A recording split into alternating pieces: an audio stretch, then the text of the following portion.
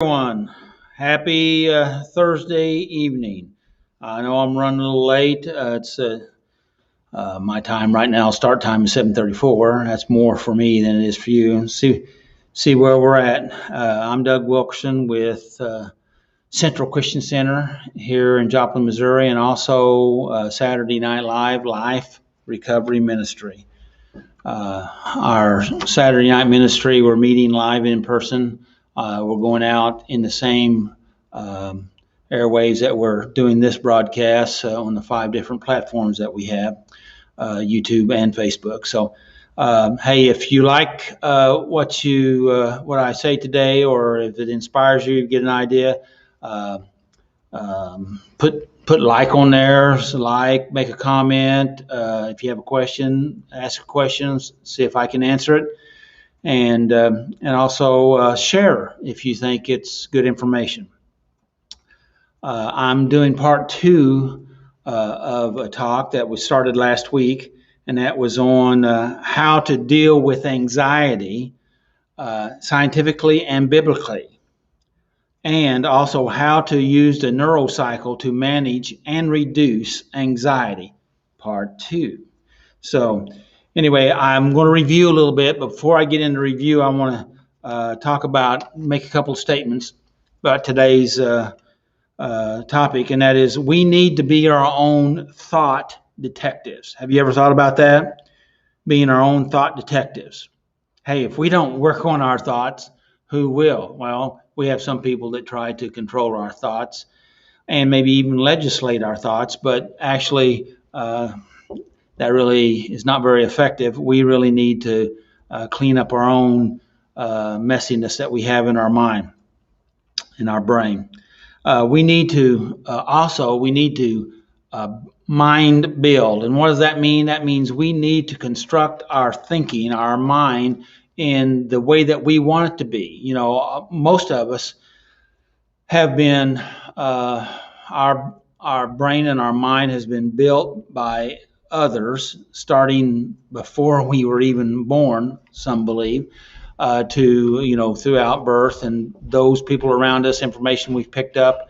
Our brain records everything, and we'll be talking about how many bits of information our non-conscious puts out and that we receive into our brain here a little bit later. So we need to learn how to deconstruct our neural pathways and also construct healthy pathways to help us mentally, emotionally, and also physically, because most of us know self-induced stress affects us physiologically. So this all works together: the mental, the emotional, the spiritual. We need to recognize that we think all the time, every day. You're going to hear some footsteps going on. We're at Third Thursday, and people are walking across the upper floor here. So anyway, I'm running a little late, so my bad, but it'll be okay. So we think every day, all day long. It's said that we can exist 30 days without food. We can exist 3 days without water, and we can survive 3 minutes, give or take, without oxygen. But we can't go 3 seconds without thinking. Our brain is working all the time.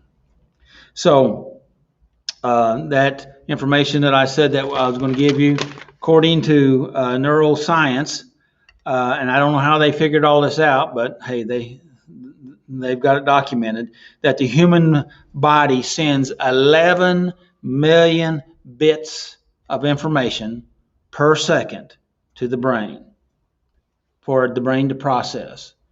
Now, our subconscious gets all of that, but our conscious brain can only process 50 bits per second. So what does that mean? That means our brain deletes way more information than it takes in.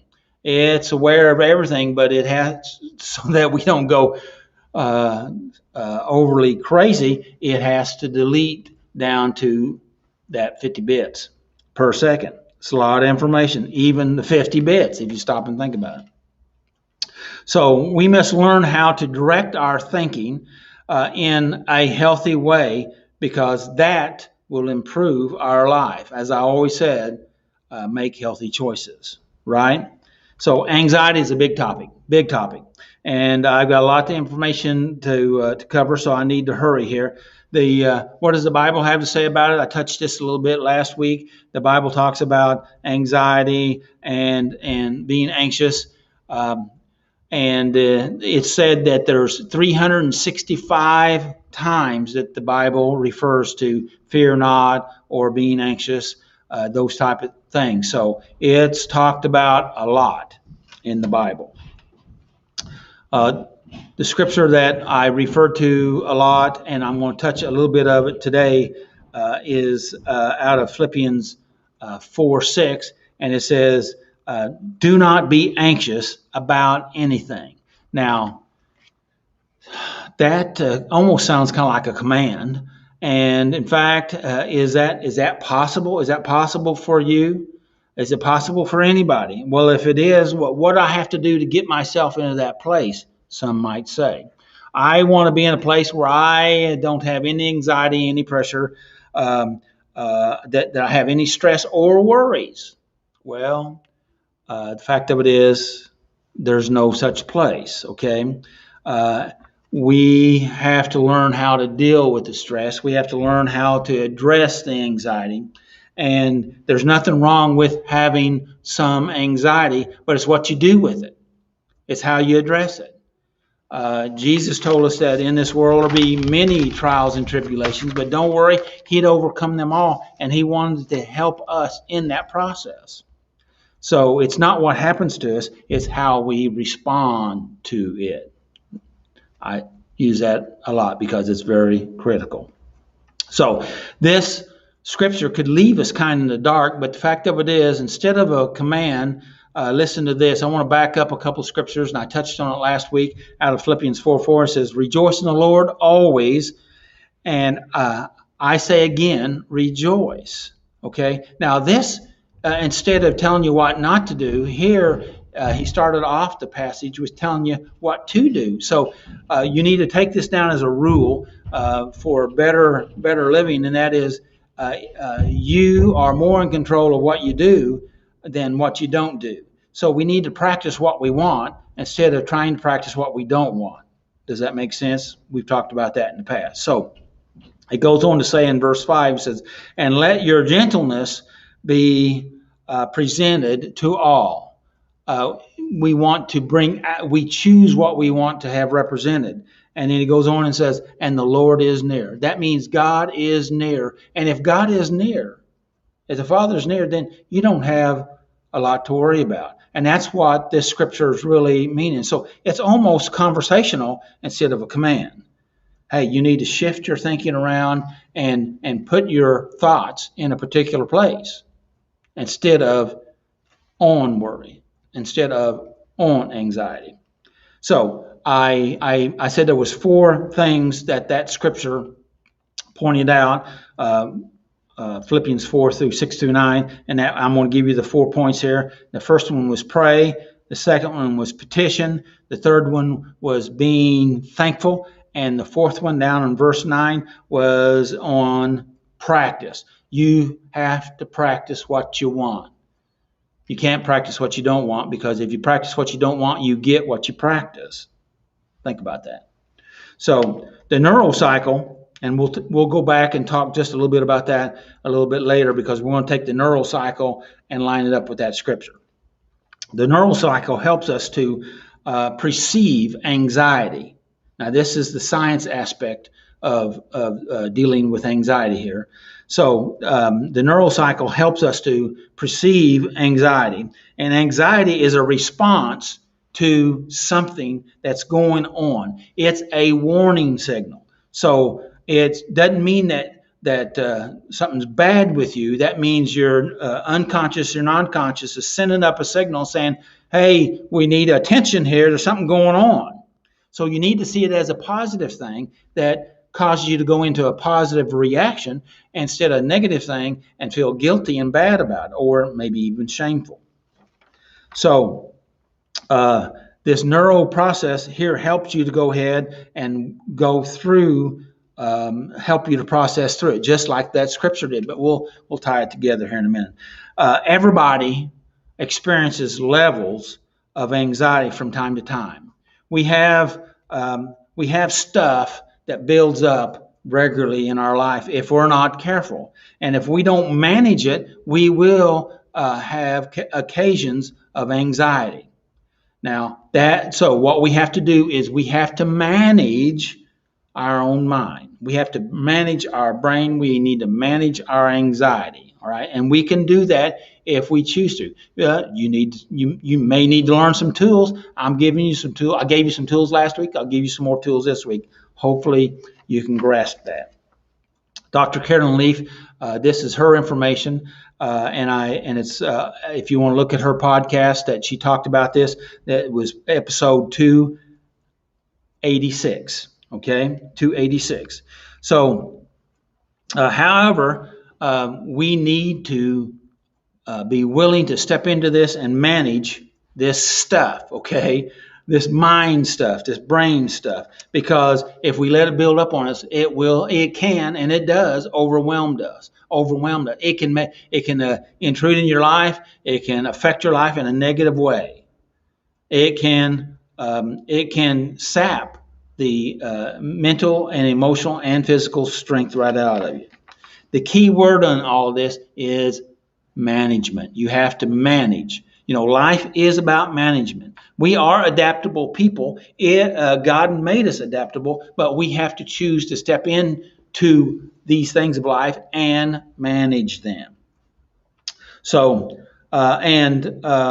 oftentimes we get labels put on us, and we put labels on ourselves. We get overwhelmed by these labels. But these labels may not be correct, okay? They may not be rational. They may not be precise. In fact, sometimes we may think we have mental illness, but the fact of it is maybe we're just overwhelmed. We haven't ordered our thoughts, and this is oftentimes a lot of these mental diagnoses that are done are not sicknesses, but they're disorders. And a disorder is not a biological sickness. It is a disordered pattern of thought. And what we're talking about is trying to give you some orderly patterns of thought for you to be able to grab a hold and use these tools to help you think better, feel better, and behave in the manner that you choose to behave.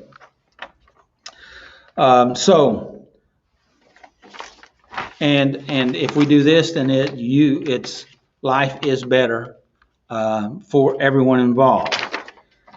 Okay, this is where we're at. So, number one point I want to make sure that I don't miss here, and that is that anxiety or anxiousness or even fear, they're all warning signals. They're warning us about something. That means you need to be aware of it so that you can respond. You need to see it as a gift, not as a curse, okay? And you don't need to try to push that away or get it to go away or damn it or curse it or be mad at it. You need to see what it's trying to tell you and help you with. It is a friendly, helpful message. It may not feel friendly, but it's there trying to warn you about something, okay? So, what we need to do is we need to draw our attention to what it's trying to tell us. And we oftentimes create a story. We have these feelings and we create this story, and sometimes that story is incorrect that we tell ourselves. Oftentimes it's a negative story. And so we need to look at things, we need to think about things, and using this, either this prayer or this neural cycle, either one of them or both, can help you to start to unravel some of these things that maybe you have allowed to hold you in bondage.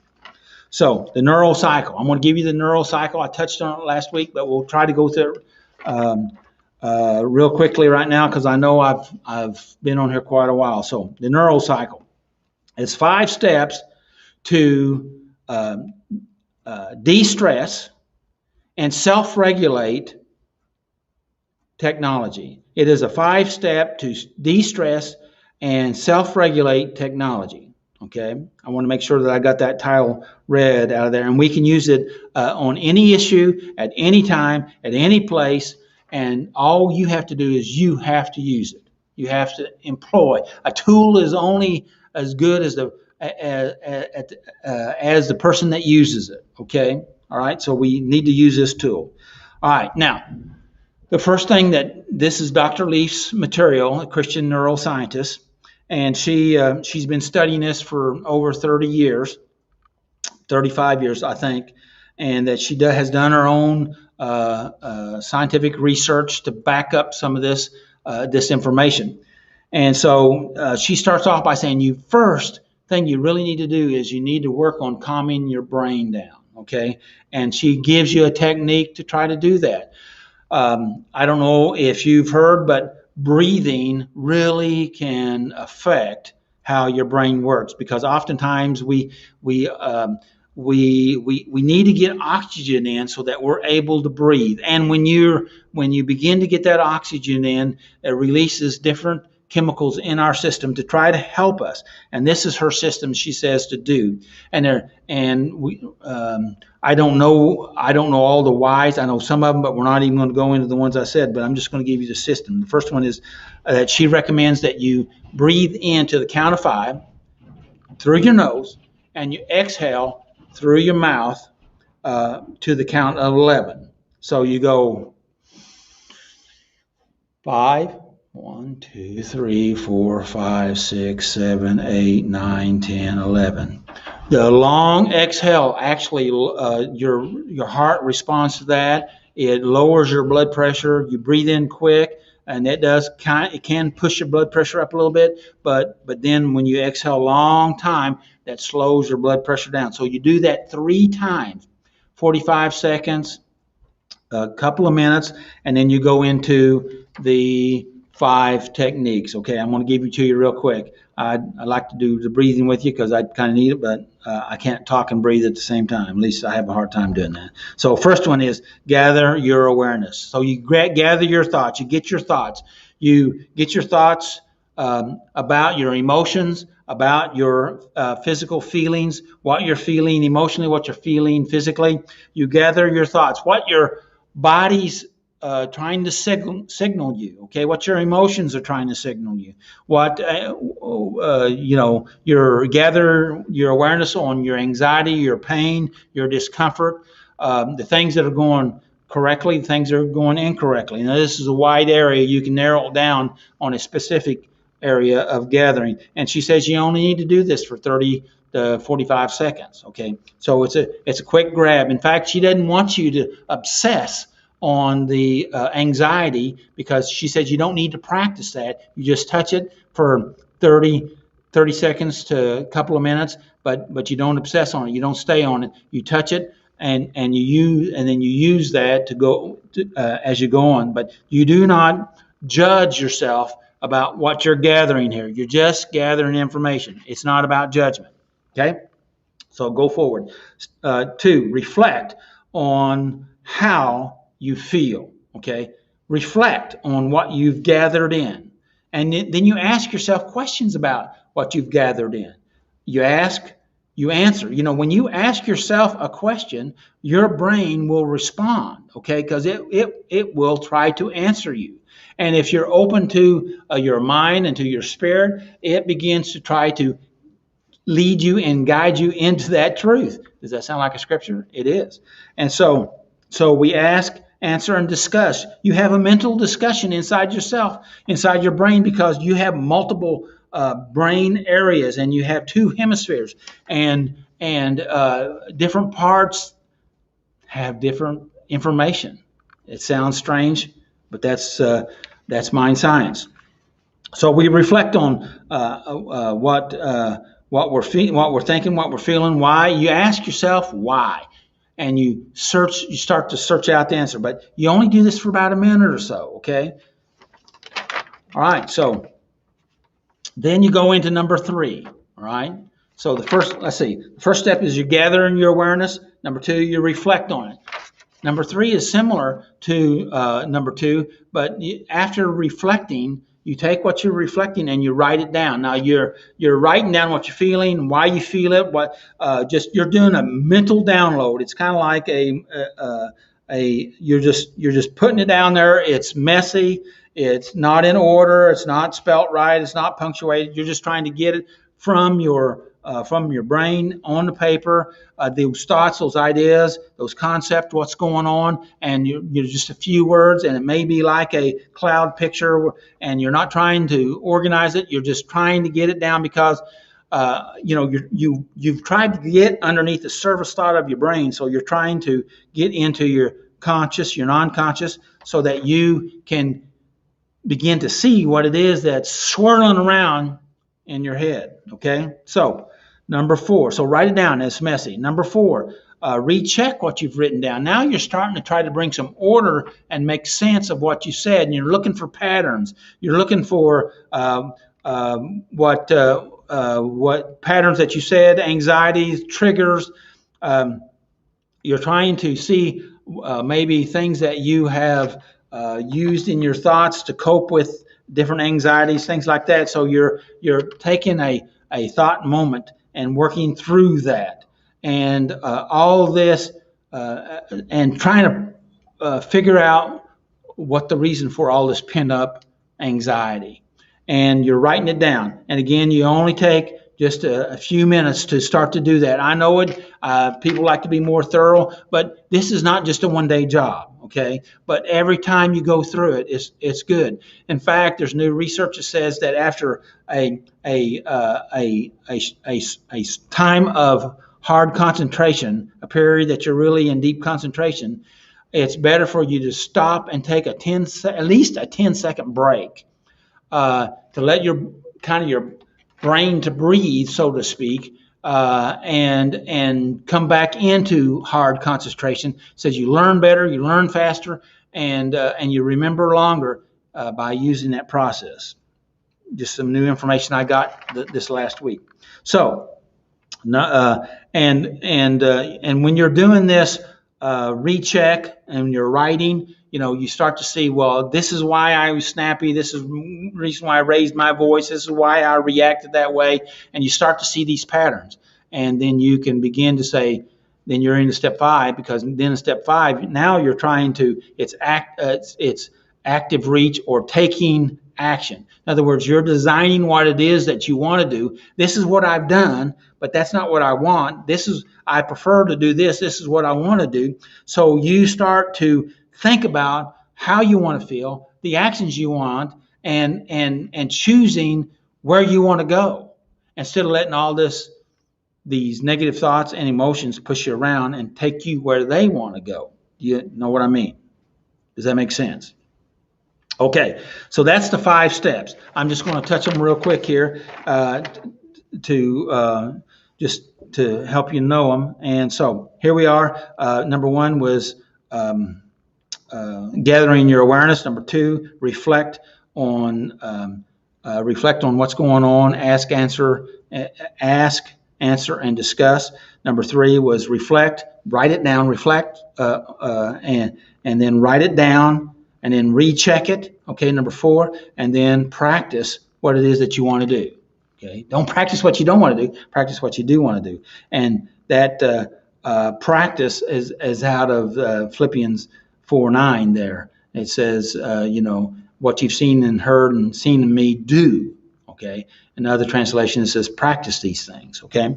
All right. So, and if you take out of Philippians 4, 6 through 9, and is in Philippians 4:6, it said the first one is pray, and that is like gathering your thoughts. Okay, praying and gathering your thoughts. In other words, you're looking at what's going on. You're analyzing. You're seeing what's happening. That is what the scripture there in Philippians is talking about prayer.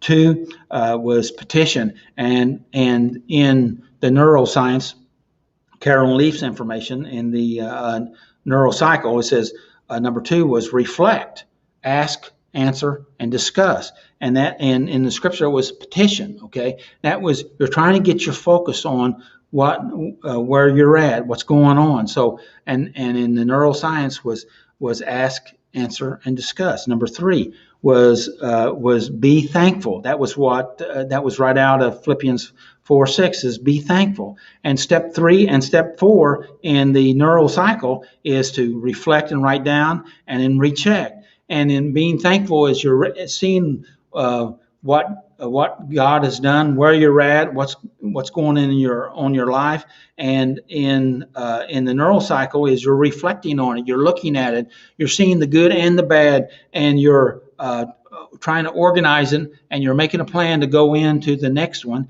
And the last one in the scripture was put to practice what you've seen and heard and done, and where you want to go. And in the neural cycle is you need to take action, go where you want to go, your active reach, where you want to, how you want to see. You see your life the way you want to be the best version of yourself. Oftentimes we see the worst version of ourselves, and where does that take you? Yes, it takes you into the worst version of yourself. So let's choose where you want to go. So I'm concluding here. I think I've gone a little long. And we need to be our own thought detective. What are you thinking? Why are you thinking it? You need to deconstruct those unhealthy thoughts, those toxic thinking thoughts, and reconstruct your healthy thoughts. You need to reconstruct healthy thoughts. Make healthy choices. Viktor Frankl, you've heard me mention him. Viktor Frankl was in the Nazi death camp in World War II, and he decided that he wasn't going to let his captors imprison him because they couldn't take away his last right of making his own choice, what he was going to think. All right, and he came to the conclusion that he was freer than his captors, and he was. All right, and he made his own choices. And there's many stories. One was about he decided to stay with the people in the camp when they wanted to move him, and they decided to. He decided to stay, and they told him that it was going to be a better place. Come to find out, he didn't go, and they took him out and shot the whole truckload of prisoners that left. So he survived because he just made a different choice. He decided to stay where he felt like he could be more helpful. I was thinking about Paul and Silas. They sang in prison, and it affected things around them. Instead of being locked into where they were and what was going on, they changed. They changed what they did. They changed what they were thinking, and they sang and they praised God, and it affected them and everybody around them. So anyway, hopefully this was beneficial for you, that you got something out of it. If you did, hey, let me know. That'd be great. Some people listen, but they don't want to let anybody know that they are listening, and that I understand. That's fine too. But if you don't mind, let me know. Share it. We're just interested in trying to give you some tools to help you to do better, be better, for you to have the life that you want, that you are able to make some changes. I know this information has helped me, and so I figure it'll help you. So may the Lord bless you and keep you. May his face shine upon you and give you his peace. Make healthy choices. Until next time, take care of yourself.